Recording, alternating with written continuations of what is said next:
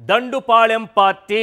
Yes, ఎందుకు Dandupalyam party అనాల్సి వస్తోందంటే వీళ్ళు ఏ స్థాయికి ఎదిగారంటే మిర్చి రైతులను మిలిటెంట్లతో పోలుస్తారు, పొగాకు రైతుల్ని తీవ్రవాదులతో పోలుస్తారు, బంగారుపాళెంలో మామిడి రైతులను దండుపాళెం గ్యాంగుతో పోలుస్తారు. ఈరోజు ఓ దినపత్రిక, చంద్రబాబు నాయుడు గారు నడిపేటటువంటి దినపత్రిక ఏం రాసిందో తెలుసా రైతుల గురించి?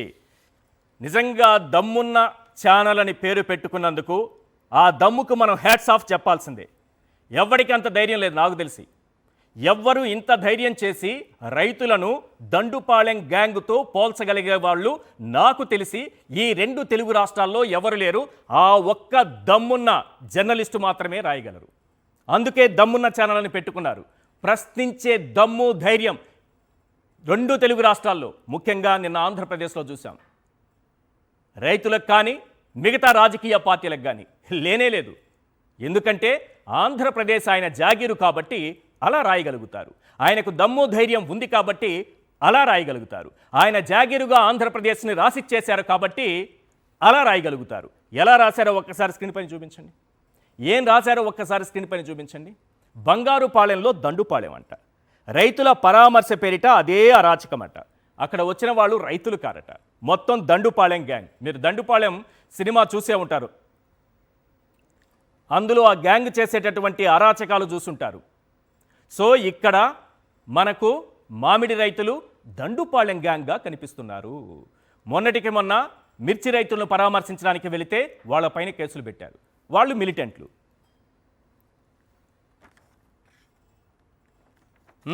ఈ విధంగా బంగారుపాళెంలో దండుపాళెం అని పెట్టారు.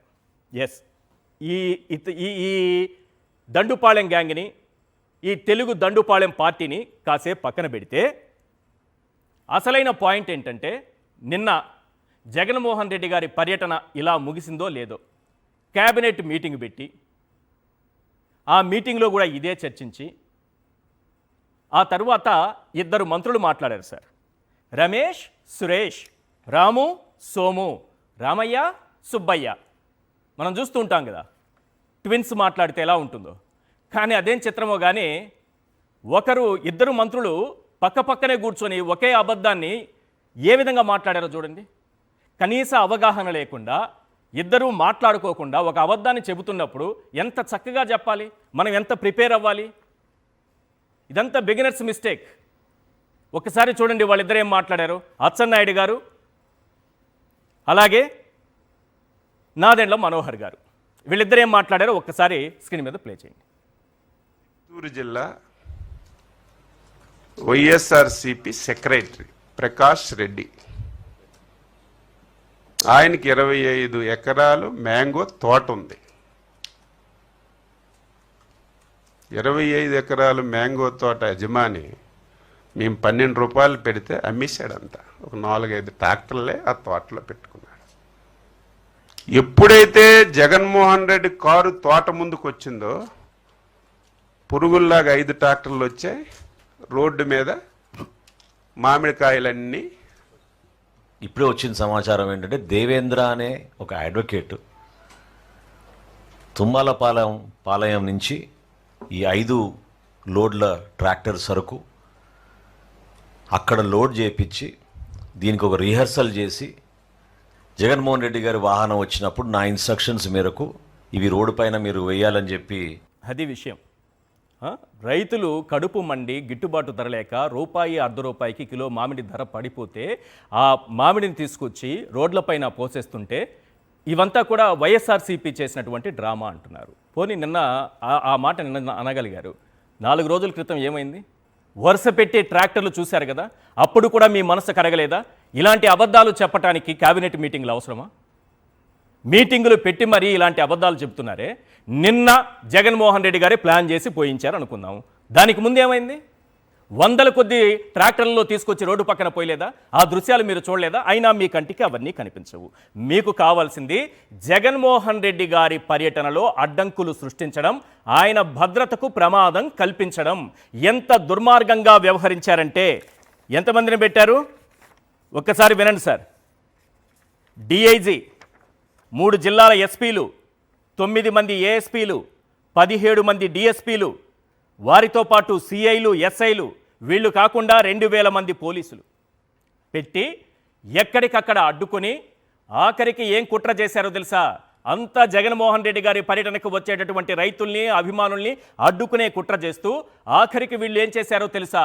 జగన్మోహన్ రెడ్డి గారు ఆ మామిడి మార్కెట్ యార్డుకి చేరుకున్న తరువాత ఒక్క ఫోన్ కాల్తో మొత్తం అక్కడ ఉన్నటువంటి సెక్యూరిటీ మొత్తం, భద్రత మొత్తం, పోలీసులు మొత్తం, డిఐజీల దగ్గర నుంచి, ఎస్పీ దగ్గర నుంచి, ఏఎస్పీల దగ్గర నుంచి, డిఎస్పీల దగ్గర నుంచి, సిఐతో సహా ఎవ్వరూ లేకుండా మాయమైపోయారు. జగన్మోహన్ రెడ్డిని వందలాది మంది జనం మధ్య ఒంటరిగా వదిలి వెళ్ళిపోయారు. ఎంతటి కుట్ర చేశారంటే ఒక్కసారి ఆ వీడియో చూడండి, ఒక్కసారి ఆ దృశ్యాలు చూడండి. అలా ఒక్కరు లేకుండా, రో పార్టీ లేదు, ఆయన భద్రత లేదు, ఆయన చుట్టూ సెక్యూరిటీ లేదు, వందలాది మధ్య అలా ఒంటరిగా వదిలేసి వెళ్ళిపోయారు. ఇంతకు మించిన కుట్ర ఉంటుందా? ఏం చేయాలనుకుంటోంది ఈ ప్రభుత్వం? ఏమైపోయారు మీరు చెప్పిన 2000 మంది పోలీసులు? రో పార్టీ ఎక్కడ? ఆయన చుట్టూ వలయం ఎక్కడ? సెక్యూరిటీ ఎక్కడ? జెడ్+ కేటగిరీ భద్రతలో ఉన్న ఒక మాజీ ముఖ్యమంత్రి విషయంలో ఏ రకంగా ప్రవర్తిస్తున్నారో చూడండి. అనుకోనిదేదైనా జరిగితే ఏంటి? ఆ గుంపులో పచ్చ సైకోలు చొరబడి ఏదైనా ప్రమాదం తలపెడితే ఏంటి? ఆ గుంపులోకి పచ్చ సైకోలు, పచ్చ గూండాలు, పచ్చ రౌడీలు, అసాంఘిక శక్తులు, ఎల్లో మూకలు చొరబడి ఆయన భద్రతకు, ప్రాణాలకు ఏదైనా ముప్పు తలపెడితే ఎవరు బాధ్యత?